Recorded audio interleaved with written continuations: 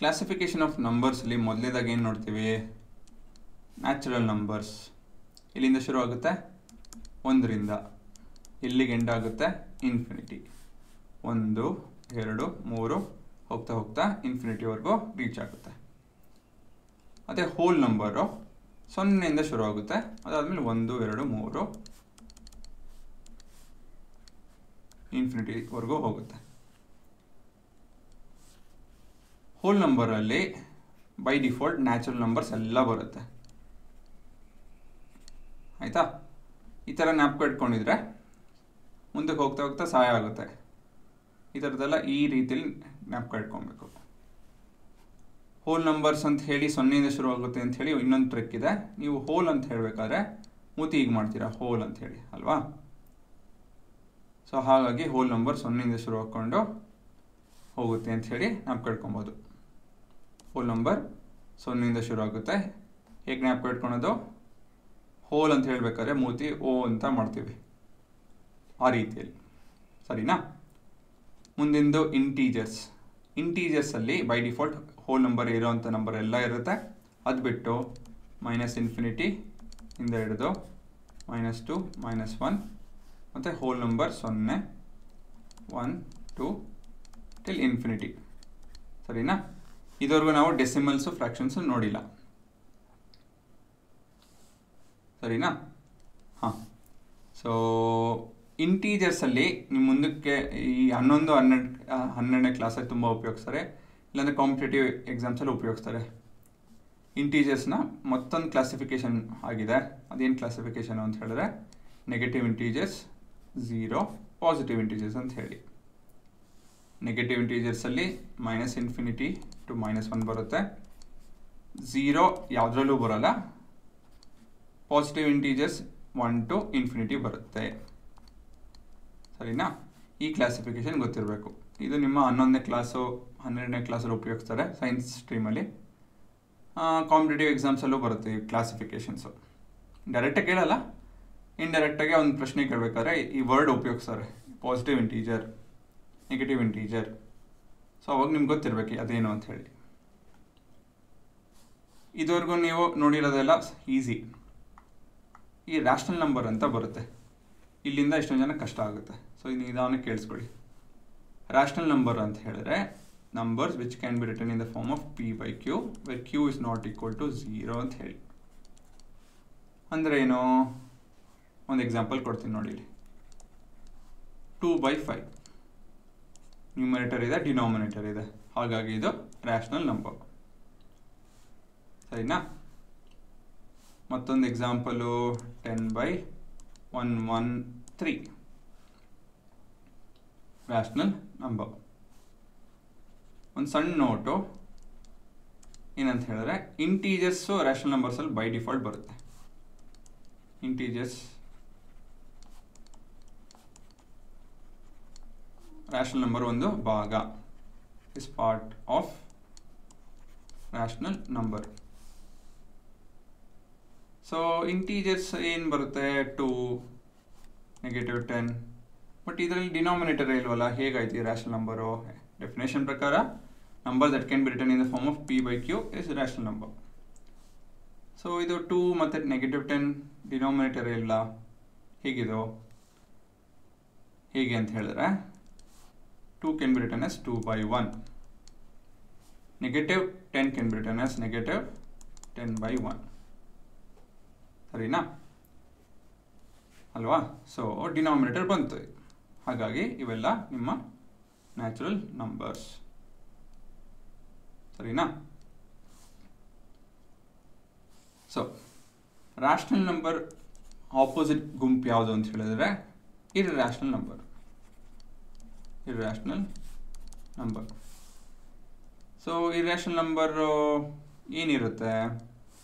Things that can be written in the form of things ಅಲ್ಲ, numbers actually, that cannot be written in form of p/q. ಆಯಿತಾ? So ಯಾವ number ಬರುತ್ತೆ? Example √2, √10, root of 13, ಸರಿನಾ? ಇವೆಲ್ಲ ನಿಮ್ಮ irrational number. So ಎಕ್ಸಾಕ್ಟಾಗಿ ಅರ್ಥ ಮಾಡ್ಕೊಬೇಕು ಅಂತ ಹೇಳಿದ್ರೆ, ರ್ಯಾಷನಲ್ ನಂಬರ್ನ ಮತ್ತೊಂದು ಕ್ಲಾಸಿಫಿಕೇಶನ್ ಮಾಡಿದ್ದಾರೆ. ಏನಂತ ಹೇಳಿದ್ರೆ ಟರ್ಮಿನೇಟಿಂಗ್, ನಾನ್ ಟರ್ಮಿನೇಟಿಂಗ್, ರಿಕರಿಂಗ್ ಅಂತ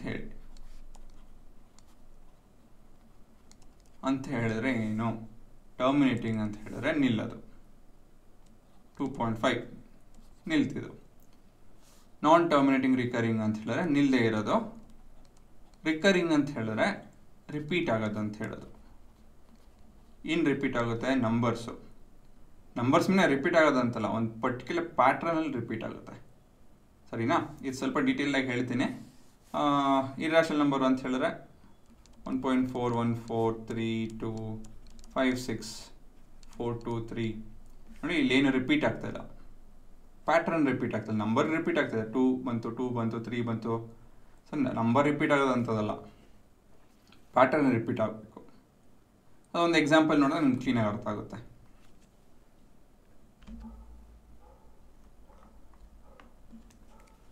ಸಮ್ಮರಿ ಒಂದ್ಸತಿ ಎಲ್ಲ ನೋಡೋಣ ಏನೇನು ಓದ್ರಿ ಅಂತ ಹೇಳಿ.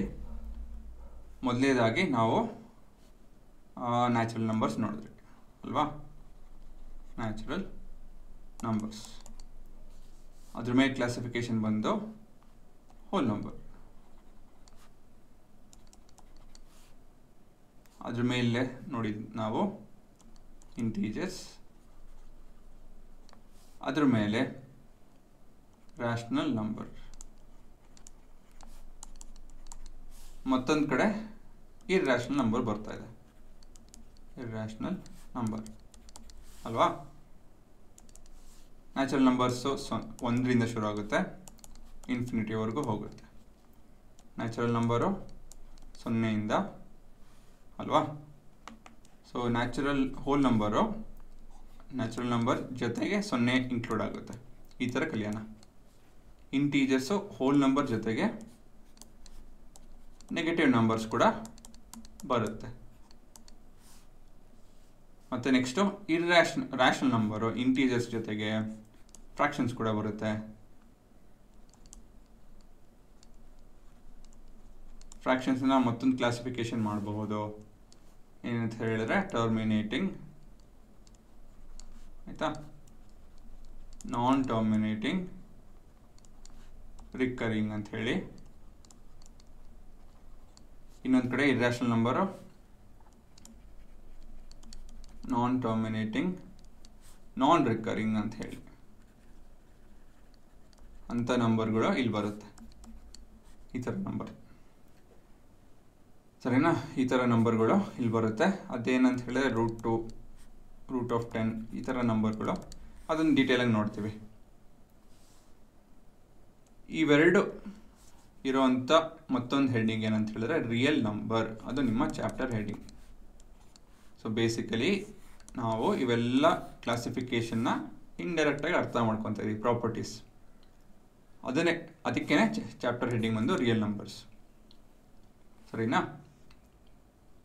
ಸೊ ಇವಾಗ ಈ ಟರ್ಮಿನೇಟಿಂಗ್, ನಾನ್ ರಿಕರಿಂಗ್ ಅಂತ ಹೇಳಿ ಅರ್ಥ ಮಾಡ್ಕೊಳ್ಳೋಣ. ಸೊ ಮೊದಲನೇದಾಗಿ ಟರ್ಮಿನೇಟಿಂಗ್ ಅಂತ ಹೇಳಿದ್ರೆ ಏನು? ಟರ್ಮಿನೇಟಿಂಗ್ ಅಂತ ಹೇಳಿದ್ರೆ ನಿಲ್ಲದು, 2.5 ನಿಲ್ಲುತ್ತೆ. ಅರ್ಥ ಆಯ್ತಾ? ಯಾವುದೇ ಒಂದು ನಿಮ್ಮ ಡಿವಿಷನ್ ನಿಂತಾಗ ಅದು ಟರ್ಮಿನೇಟಿಂಗ್, ಸರಿನಾ? ಮತ್ತೊಂದು ಎಕ್ಸಾಂಪಲು 141/10, ದೆನ್ 37/2, ಆಮೇಲೆ 65/5. ಸೊ ಇವೆಲ್ಲ ಟರ್ಮಿನೇಟಿಂಗ್. ಹೇಗೆ? 60, okay, this is 141/10 is 14.1. 37/2 is 18.5. ಇದು ಬೇರೆ ನಂಬರ್ ಬರೆಯೋಣ. ಸೊ ದಿಸ್ ಇಸ್ 13.5 ಅಲ್ವಾ? 0.2 ಅನ್ಕೊತೀನಿ, 5 ಅಲ್ಲ, 0.2. 13.5 is 65, 1 remaining. 1/5 is 0.2 ಅಲ್ವಾ. ಸೊ ಇದು ಟರ್ಮಿನೇಟಿಂಗ್ ನಿಲ್ಲುತ್ತೆ. ಈ ಡಿವಿಷನ್ ನಿಂತಾಗ ಅದಕ್ಕೆ ಟರ್ಮಿನೇಟಿಂಗ್ ಅಂತ ಹೇಳ್ತೀವಿ. ಮತ್ತೊಂದು ಎಕ್ಸಾಂಪಲ್ ನೋಡಿದ್ರೆ ನಿಮ್ಗೆ ಅರ್ಥ ಆಗುತ್ತೀರಿ. ನಾನ್ ಟರ್ಮಿನೇಟಿಂಗ್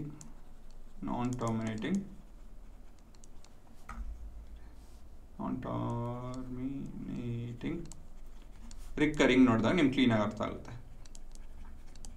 ಸರಿನಾ. ಎಕ್ಸಾಂಪಲ್ ಇವಾಗ 1/3 0.33333 ಹೋಗ್ತಾನೇ ಇರುತ್ತೆ ಅಲ್ವಾ. 1 being divided by 3 ಸರಿನಾ. ಸೊ 1 ಡಿವೈಡ್ ಆಗಲ್ಲ. ಸೊ 0.3 is a ರಿಮೈಂಡರ್ ಬಂದು 1 0 ಹಾಕ್ತೀನಿ. 3 is a ರಿಮೈಂಡರ್ ಬಂದು 1 0 ಹಾಕ್ತೀನಿ. 3 is a ಸೊ ಇಲ್ಲಿ ನೋಡಿ, ಇಲ್ಲಿ ನಿಲ್ಲದೇ ಇಲ್ಲ ಅಲ್ವಾ. ಸೊ ಈ ಥರ ರಿಪೀಟ್ ಆಗ್ತಾ ಇದೆ. ಇಲ್ಲಿ ಒಂದೇ ಒಂದು ನಂಬರ್ ರಿಪೀಟ್ ಆಗ್ತಾ ಇದೆ ಅಲ್ವಾ. 3 ಒಂದೇ ನಂಬರ್ ಅಲ್ಲ, ಎಷ್ಟು ನಂಬರ್ ಬೇಕಾದ್ರೂ ರಿಪೀಟ್ ಆಗ್ಬೋದು. 2 ನಂಬರ್ ರಿಪೀಟ್ ಆಗ್ಬೋದು, ಇಲ್ಲ ಅಂತ ಹೇಳಿದ್ರೆ 3 ನಂಬರು 4 ನಂಬರು ಎಷ್ಟು ನಂಬರ್ ಬೇಕಾದ್ರೂ ರಿಪೀಟ್ ಆಗ್ಬೋದು. ಸರಿನಾ. ಮತ್ತೊಂದು ಎಕ್ಸಾಂಪಲ್ ನೋಡ್ತೀನಿ, ಕ್ಲಿಯರ್ ಆಗುತ್ತೆ. 1/7 ಇದು.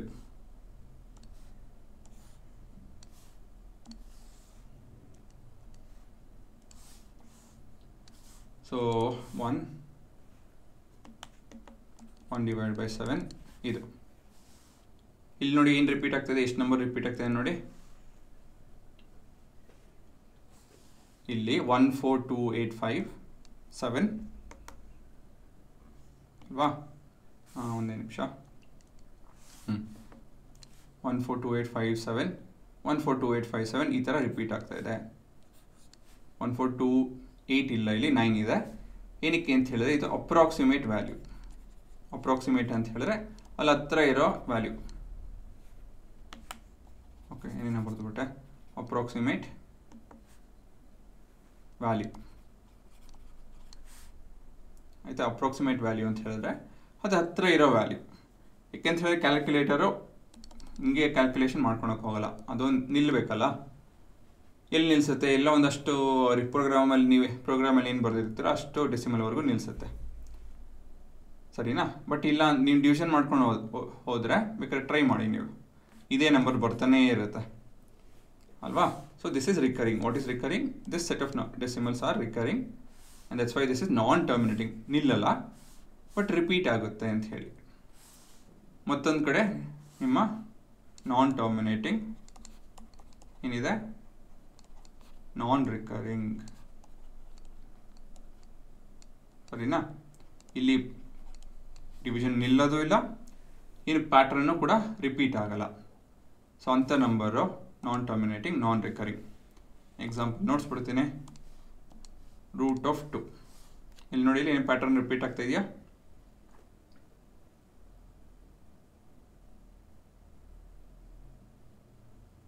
ಇಲ್ವಲ್ಲ, ಏನು ರಿಪೀಟ್ ಆಗ್ತಾ ಇಲ್ಲ. ಹಾಗಾಗಿ ಇದು ನಾನ್ ಟರ್ಮಿನೇಟಿಂಗ್, ನಾನ್ ರಿಕರಿಂಗ್. ಸೊ ನೀವು ಕೇಳ್ಬೋದು, ಸರ್ ಒಂದು 100 ನಂಬರ್ ಬಿಟ್ಟು ರಿಪೀಟ್ ಆಗ್ಬೋದಲ್ಲ ಅಂಥೇಳಿ. ಇಲ್ಲಿ 4 ನಂಬರ್, ಇಲ್ಲಿ ಎಷ್ಟು ನಂಬರ್ ರಿಪೀಟ್ ಆಗ್ತಾ ಇದೆ? 1 2 3 4 2 6 ನಂಬರ್ ಅಲ್ವಾ. ಸೊ √2 ಎಷ್ಟೋ ನಂಬರ್ ಆದಮೇಲೆ ರಿಪೀಟ್ ಆಗ್ಬೋದು ಅಂಥೇಳಿ ನೀವು ಒಂದು ಪ್ರಶ್ನೆ ಕೇಳ್ಬೋದು. ಸೊ ಮ್ಯಾಥಮೆಟಿಕಲಿ ಪ್ರೂವ್ ಮಾಡ್ತಾರೆ ಅದು it is non terminating, non recurring ಅಂತ ಹೇಳಿ. ಅದು ಬಿಟ್ಟರೆ ಈ ಸೂಪರ್ ಕಂಪ್ಯೂಟರ್ಸ್ ಉಪಯೋಗಿಸಿ ದೇ ಚೆಕ್ಡ್ ಇಟ್. ಸೊ ಒಂದೆಷ್ಟು ಲಕ್ಷನೋ ಕೋಟಿನೋ ನಂಬರ್ವರೆಗೂ ಡಿವಿಷನ್ ಮಾಡಿಕೊಂಡು, ಅಂದರೆ ವ್ಯಾಲ್ಯೂ ಕಂಡುಹಿಡಿದು ಇಲ್ಲೇನೋ ರಿಪೀಟ್ ಆಗುತ್ತೆ ಏನೋ ಆ ಥರ ಎಲ್ಲ ಪ್ಯಾಟರ್ನ್ ಹುಡುಕಿದ್ದಾರೆ, ಅದೇನೋ ರಿಪೀಟ್ ಆಗ್ತಾಯಿಲ್ಲ. So they consider this numbers as non terminating, non recurring. ಸರಿನಾ. ಸೊ ಮತ್ತೊಂದು ಸತಿ ರಿವಿಷನ್ ಮಾಡೋಣ. ರಿಯಲ್ ನಂಬರ್ಸ್ ಇದೆ ನಿಮ್ಮ ಚಾಪ್ಟರ್ ಹೆಡ್ಡಿಂಗು. ರಿಯಲ್ ನಂಬರ್ಸಲ್ಲಿ ನಿಮ್ಮ ರ್ಯಾಷನಲ್ ನಂಬರು, ಇರ್ಯಾಷನಲ್ ನಂಬರ್ ಬರುತ್ತೆ. So rational number things that can be written in the form of p/q, and here it cannot write it in the form of p/q ಅಂತ ಹೇಳಿ. So rational number ಫ್ರ್ಯಾಕ್ಷನ್ನು ಮತ್ತು integers further classification ಆಗಿದೆ. ಫ್ರ್ಯಾಕ್ಷನ್ಸಲ್ಲಿ terminating ಮತ್ತು ನಾನ್ terminating ಬರುತ್ತೆ. ಸರಿನಾ. ಇಂಟೀಜರ್ಸಲ್ಲಿ hole number ಮತ್ತು negative integers ಬರುತ್ತೆ. Hole ನಂಬರಲ್ಲಿ 0 ಮತ್ತು ನ್ಯಾಚುರಲ್ ನಂಬರ್ಸ್ ಬರುತ್ತೆ. ಸೊ ಇವೆಲ್ಲ ಗೊತ್ತಿರಬೇಕು ಬೈ ಡಿಫಾಲ್ಟ್. ಚಾಪ್ಟರ್ ಗೊತ್ತಿರಬೇಕು, ಫ್ಯೂಚರ್ಗೆ ಗೊತ್ತಿರಬೇಕು. ಇದು ಉಪಯೋಗ ಬರುತ್ತೆ ಕ್ಲಾಸಿಫಿಕೇಷನು. ಸರಿನಾ? ಹೆಸರು ಅಷ್ಟೇ, ಏನು ಸ್ಪೆಷಲಾಗಿ ಅರ್ಥ ಮಾಡ್ಕೊಳಕ್ಕೆ ಹೋಗ್ಬೇಡಿ, ಇದು ಹೆಸರು ಅಷ್ಟೇ.